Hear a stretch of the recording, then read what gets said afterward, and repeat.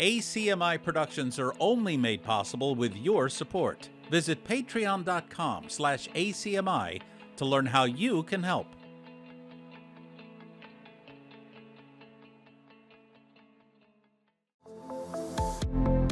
The following program is brought to you by Arlington Community Media, where we tell your story.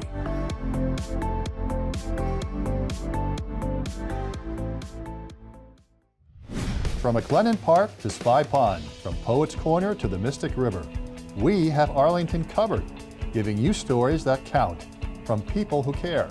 Reliable, trustworthy, dependable. This is the nationwide award-winning ACMi News. High-profile protests like the March for Science and the Women's March were a staple of President Trump's first term in the early months of 2017. Here we are 8 years later, and protests continue. Hello, everyone, and welcome to ACMi News. I'm James Milan. People gathered in cities across the country on President's Day for events they termed No King's Day. ACMi News special reporter Katie Chang took in the protest in downtown Boston and has this report. Inauguration was just a month ago, and since returning to the role, the president has wasted no time with a string of executive actions and the choice of Elon Musk as a special government employee. Thousands across the country have organized grassroots marches. One such protest emerging from Reddit under the name 5051, which stands for 50 protests, 50 states, 1 day, or now, 1 movement.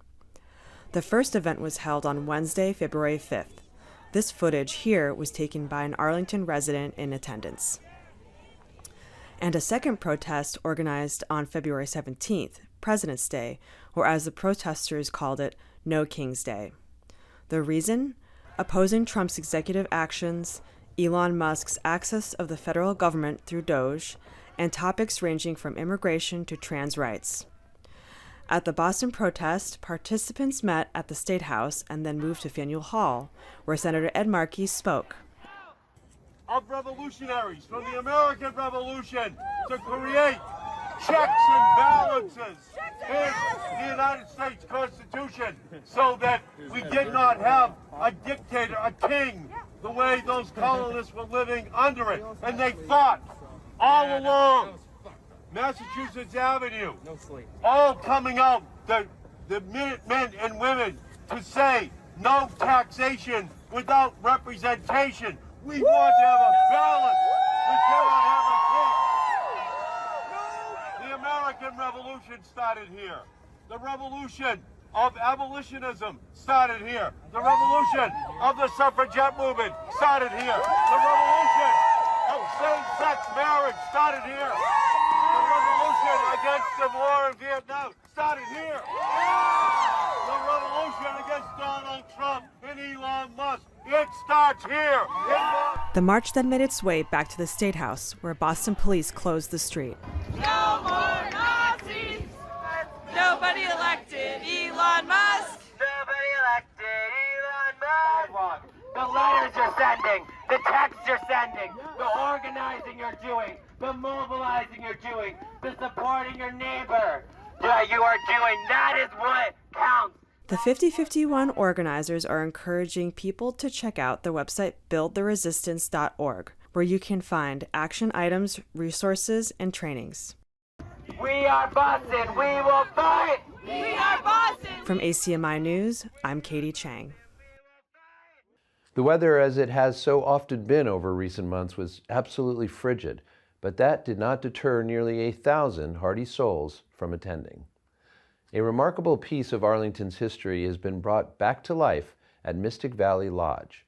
A century-old pipe organ, originally built in 1914 and composed of over 1,000 intricate pieces, has been meticulously restored by talented organ technicians Richard Nickerson and Brett Green. The Mystic Valley Lodge, a cornerstone of Arlington's past, was once a meeting place for a few good men who played crucial roles in the Battle of Lexington and the building of Arlington. With this organ's restoration, the Lodge continues to honor its rich heritage.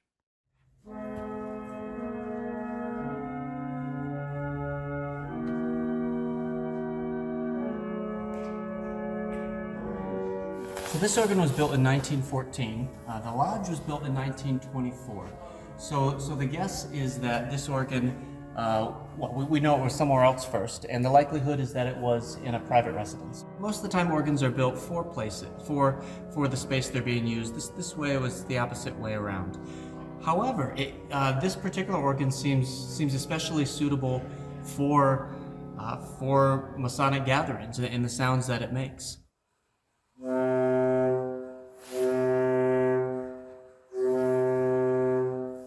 These are the pipes that are still in the organ right now. These are the ones you see. So there's 3 different stops of that, which are effectively 3 different instruments. And each one of this is one pipe, this is another pipe, this is another pipe. Each one of them is a different pipe. And then we have this. So it's softer, sweeter. Almost like a string, that one is. And this is the open diapason, which is a big assertive sound. So there's 3 ranks is what you call your complete set of pipes. There's 3 ranks in the grate, which is the lower manual. And then we have 1, 2, 3, 4, 5, 6 on the upper manual, the swell. And that's what we have out right now in order to do the work. So I can't demonstrate those for you. But for each one of these 6, there's a pipe for each note. Each note has a pipe. So doing the math, 6 plus 3, 9 times 61 notes, around 500 pipes. And then we also have a set of pipes in the pedal, which will play the low notes.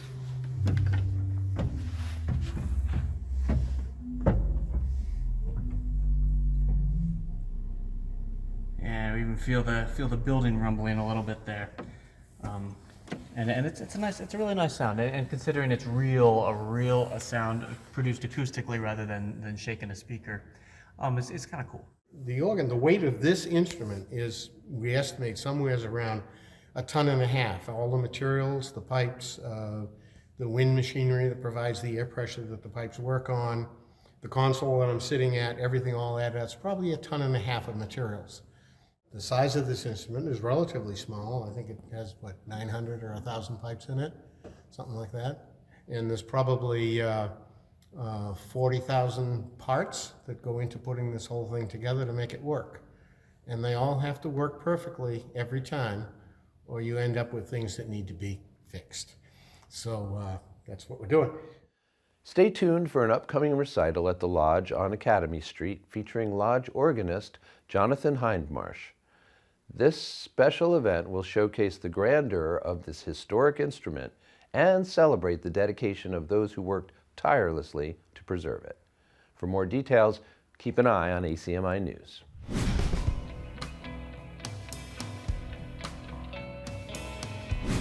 We're heading back outside now, folks, because downtown Boston was not the only place in which a public demonstration happened this last week.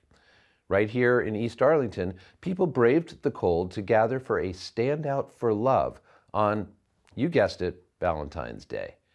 Members of local groups like Arlington Extinction Rebellion, Mothers Out Front, and the Arlington Green Teams invited everyone to come together to express their love for our community and beyond, and shared the following footage and commentary. We've been trying to find ways to bring people together to help overcome a sense of isolation and give people a feeling that they could make a difference and help to address this crisis. We're thinking about Valentine's Day and a way we could do an event that really helped people feel a sense of support and connection. We felt that the new administration had a lot of rhetoric of hatred and division, and that people were really feeling overwhelmed and upset about it and needed a sense of support. And we were there together and we could be there for each other.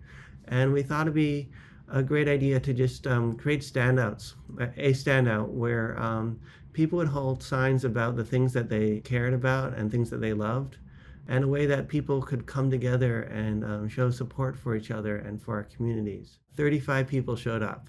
And we had signs supporting trans youth, supporting immigrants' rights and the right to choose. We got a lot of really supportive messages from people that either walked by or drove by. Many people honked or waved to us, and One woman came by, and she said that she was just walking by, and she said that she's an immigrant and felt really supported by our sign, so she decided to stand with us. The Stand Out for Love is a beautiful way to express love for each other, our environment, and especially those targeted by oppressive policies. I help spread the word. Mothers Out Front and the Arlington Green Teams, friends and neighbors were eager to join. I was thrilled to see so many people equally excited about the Stand Out, which will continue weekly on Fridays from 4 to 5 p.m. on Mass Ave and Lake Street. As Elizabeth said, organizers have decided that the Standout will continue on a weekly basis, every Friday at the intersection of Mass Ave and Lake Street. Maybe we'll see you there.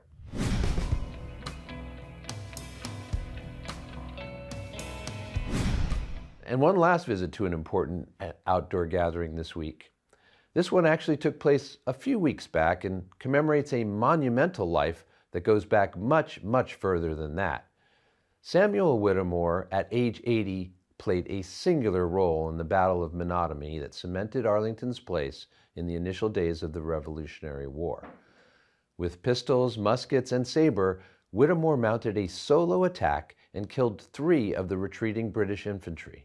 He himself was shot, bayoneted, and left for dead, but he recovered and lived to be 98 years of age.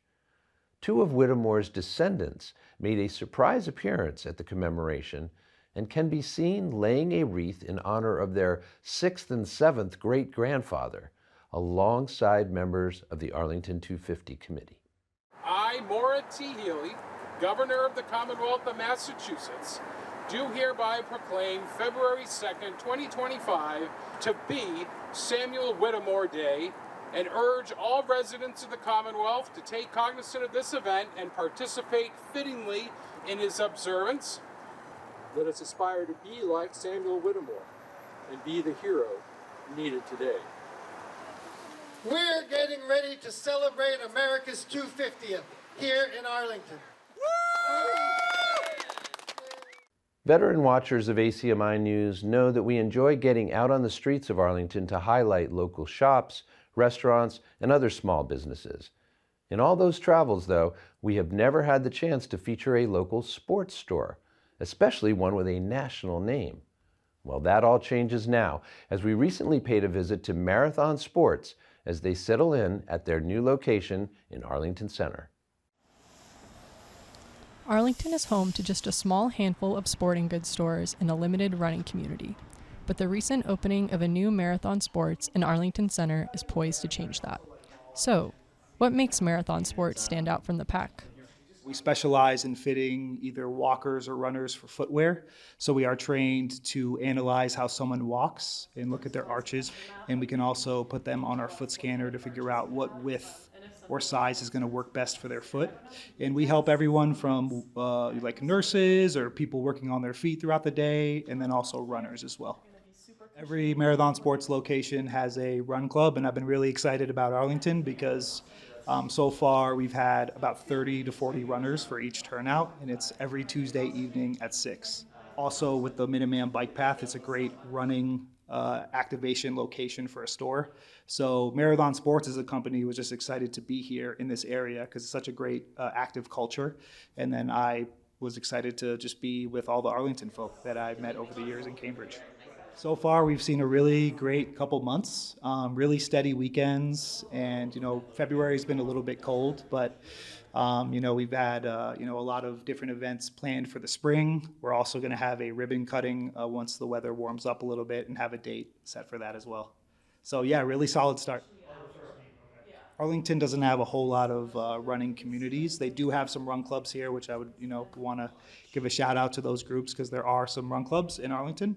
But I know there hasn't been a whole lot of consistent community gatherings for run clubs here. So I think we could really bring just a positive outlet to the people of Arlington, a community where people can meet friends, be social, but also stay active.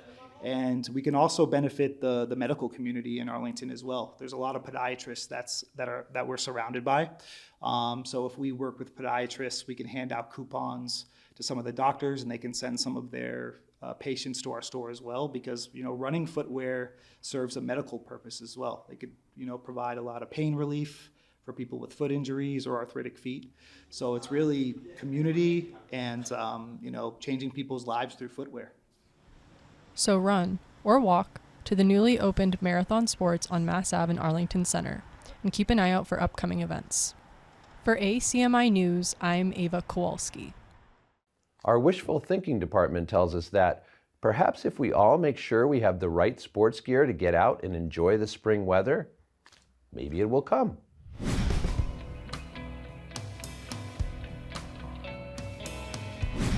The Grammy Awards took place not too long ago, and our next story features a singer who we wouldn't be surprised to see there someday. Bold words, I know, but what can I say? Debo Ray is that kind of talent. She stopped into ACMi recently to talk about her journey from singing in Haitian evangelical churches as a little girl through training at the Haydn and Handel Society to the Berklee College of Music and beyond. So you've got the albums coming out on February 14th of this year, 2025, and then you've got an album release party / concert. Yes, I'm going to be having an amazing set of music, not only by myself, but from my opening act, who's one of my students from Berklee that I currently teach at. So we are going to be performing the entire album on February 22nd at the Burren in Davis Square in Somerville, and it's going to be a really great night. One of my favorite music videos, it's actually not from a song on this album. It's a single that I have released a couple of years ago now. It's a song called Cope. And that is a song that I wrote with the theme of Alice in Wonderland. Absolutely. Yeah, which I am super fond of. Lewis Carroll's amazing. And so we tried to get a bunch of that imagery, not be too on the nose, but to get some of that whimsy. So I got the opportunity to work with some dancers that were representing the Mad Hatter and the Bunny Rabbit and the Cheshire Cat. And it was a lot of fun to produce that.